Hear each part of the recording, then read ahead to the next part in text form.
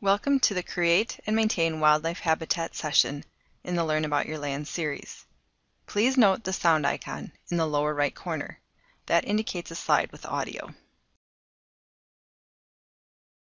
This session will help you understand wildlife's habitat needs in order to attract different or new wildlife. This information will also help you manage a constantly changing habitat in order to maintain the wildlife you have.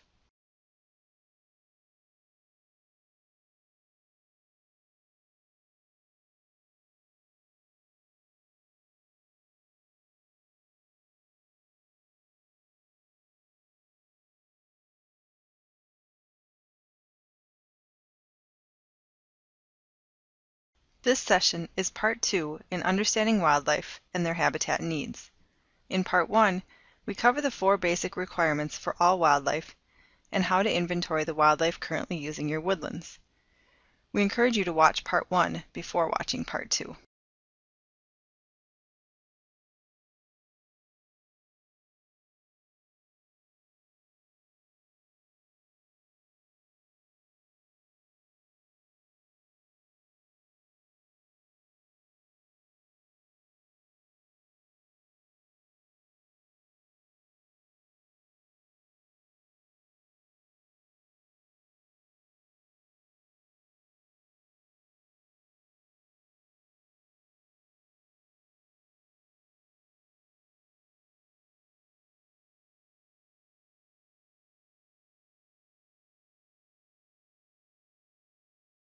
Once you've completed your inventories, create a base map to visually show what habitat you have on your property and where. You can either sketch this out or use an aerial photo to delineate and label. Also record the major habitat types and features. Some examples are listed here.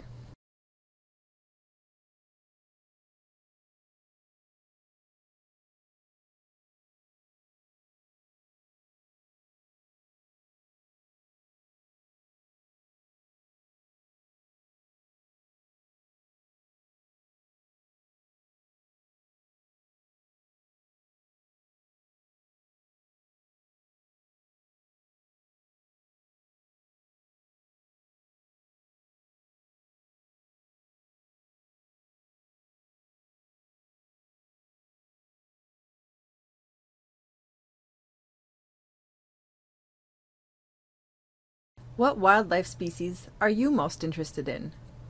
Some examples include turkey, songbirds, grouse, salamanders, deer, spring peepers, and woodpeckers.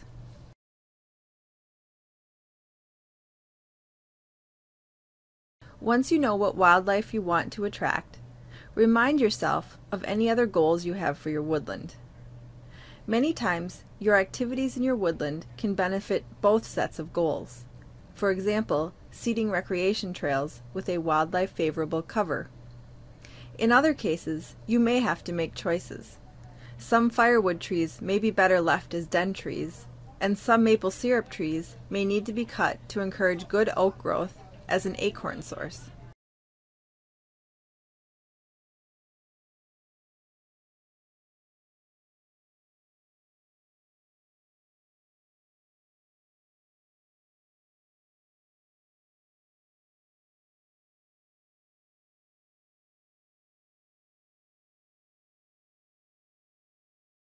Now that you have an idea of which wildlife species you'd like to manage for, take some time to learn the habitat needs for each of them. The DNR Wildlife Fact Sheets linked under website are a good place to start. In part 3 of this session, we'll cover a few of the common species to get you started. Here are some examples of the information you'll be looking for.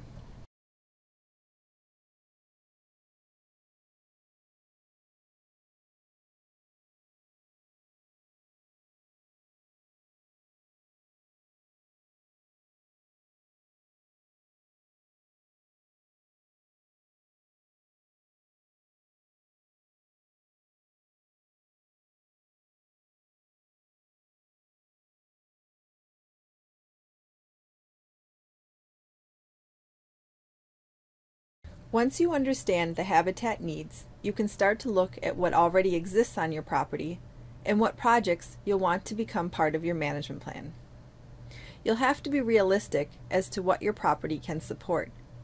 For example, it probably isn't realistic to manage for beaver if you don't have any wetland or riparian areas on your property.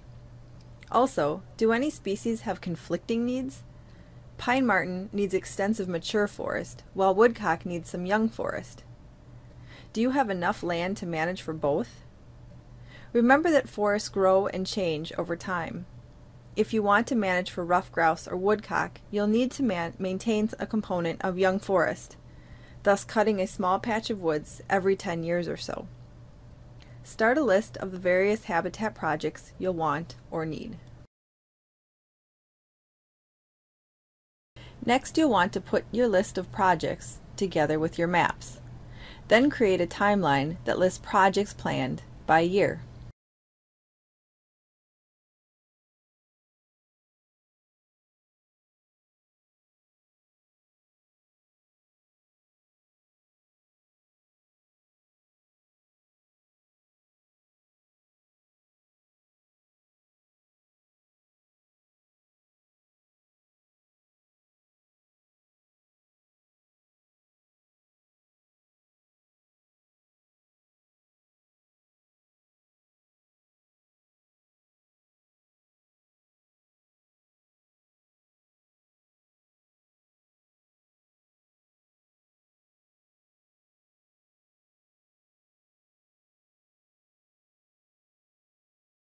Once you start working on your habitat projects, keep a journal. Record information about the projects themselves, but also keep records of when and where you observed your target wildlife species. Do occasional inventories over time as well. Track, nest, population, and plant surveys can help capture changes and successes. Check out the publication Putting Pen to Paper for more details on the steps we covered. Wildlife management starts with woodland or habitat management. In the following slides, we will review some woodland management practices and woodland features that are used to create or maintain habitat.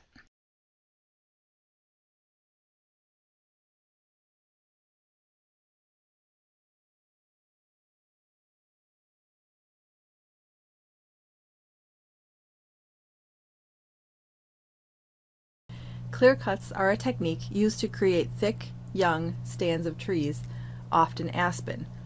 These young stands are vital to some species. Grouse use them for drumming and nesting. Deer like young saplings for food, and snowshoe hares feed on the buds of aspen saplings. These photos show the results of a clear cut over time. Each of these stages of aspen provide prime habitat for a variety of species. In the example of grouse, they use the thick, young stands for protection and the buds of mature trees as a food source. For that reason, ideal grouse habitat consists of 5 to 20 acre patches of different ages close together. Seed tree harvests are a modified clear cut, but a few large trees are left to produce seed for the next generation. This technique is used when we want to reproduce trees that require a lot of sun, also called shade-intolerant trees. The few trees that are left standing may be grouped together. This is used for coniferous evergreen trees that will provide good winter cover. This technique is also used to reproduce mast, or food-producing trees such as oaks, walnut, and cherry. Shelter wood harvests are similar to seed tree harvests, but even a few more trees are left standing per acre. This produces the same effect as some natural disturbances. It is used to regenerate white pine, oak, cherry, and hickory. This is generally what the woods would look like after the first cut. Once the new trees begin to grow and flourish, these trees would be cut to allow the new trees more space to grow.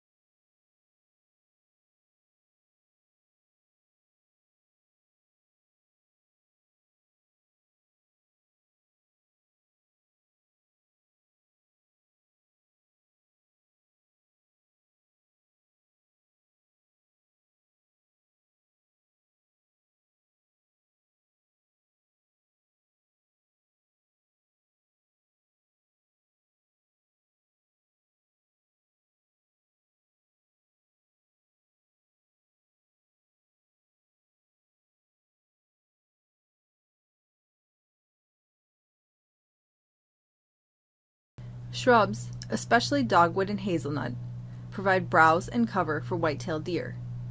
The fruit from prairie crab, high bush cranberry, and juneberry are an excellent food source for birds and small mammals.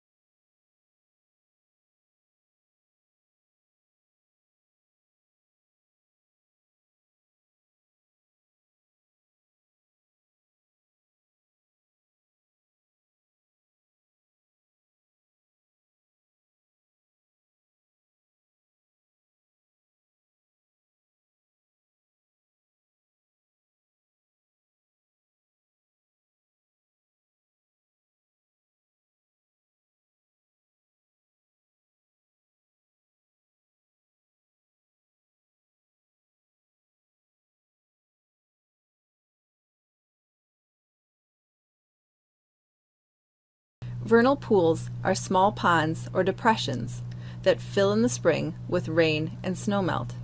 They typically dry out in the summer, but may refill in the fall. Since they are seasonally filled with water, they don't hold any fish populations. This makes the pools a valuable resource for amphibian reproduction. Openings provide important feeding areas for wildlife due to the different variety of ground vegetation that can grow in the sun. These should be 1 to 3 acres in size and planted with native grasses, such as bluestem and switchgrass, or agricultural plants, such as white clover or sorghum. To keep the trees from coming back, you will need to maintain this area by mowing or other means. In this last section, we'll cover some tips for common species of interest. The Wisconsin Wildlife Primer covers many more species and is a good place to find more information on wildlife of interest to you. In general, deer have a small home range, living in a space of about a half square mile. Young males may travel up to 7 miles when they are setting up a new home range. Their diet is primarily leaves and twigs, and also grass. Deer prefer forest edge and farmland, but congregate in conifer stands in the winter. One habitat management tool is 10 to 20 acre patch clearcuts. The resulting thick stands of regenerating trees provide escape cover. Maintaining some conifer stands will provide the winter cover. Open vegetated areas can provide food. Consider planting yews, cedar, dogwood, alfalfa, and clover in these open areas. The home range for ruffed grouse, 6 to 10 acres, makes this a bird woodland owners can easily manage for in a 40-acre woodlot. In spring, 98% of the grouse's diet is vegetation in the form of buds and new leaves. Fall food includes berries and acorns. Aspen and birch buds are preferred during winter. Grouse habitat is ideally a mixture of young and old forest stands with good ground cover. Young stands provide thick cover good for protection and food. Older aspen stands are especially important for winter food. A patchwork variety of tree ages will accomplish grouse habitat needs. Turkey are great wanderers with a home range of 400 to 1,000 acres.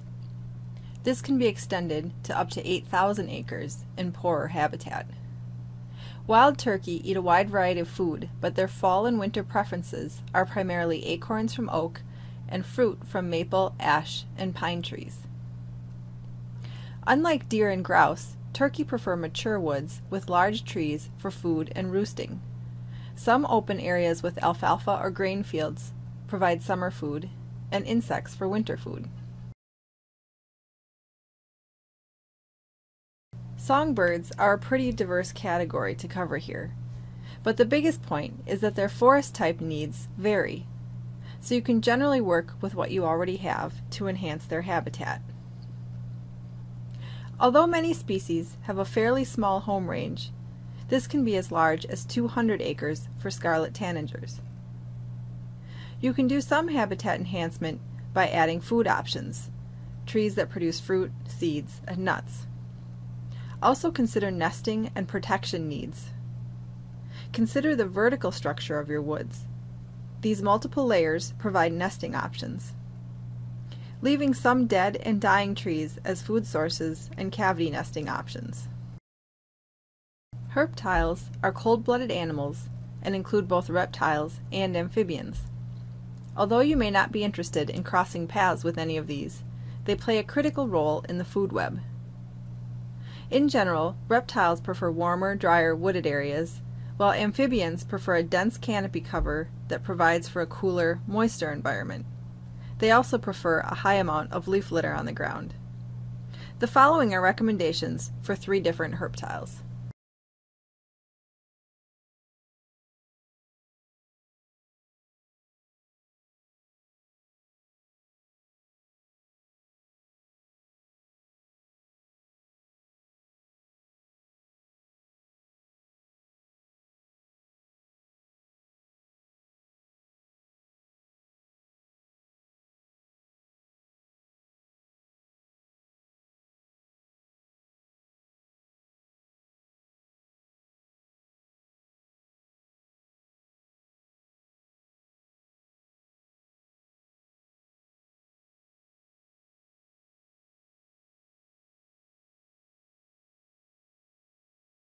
Small mammals are often overlooked in favor of larger wildlife. However, they act as a food source for larger carnivores, and they can help control insect populations. They also serve an important role as recyclers of dead plants and animals. Here are 3 examples of small mammals.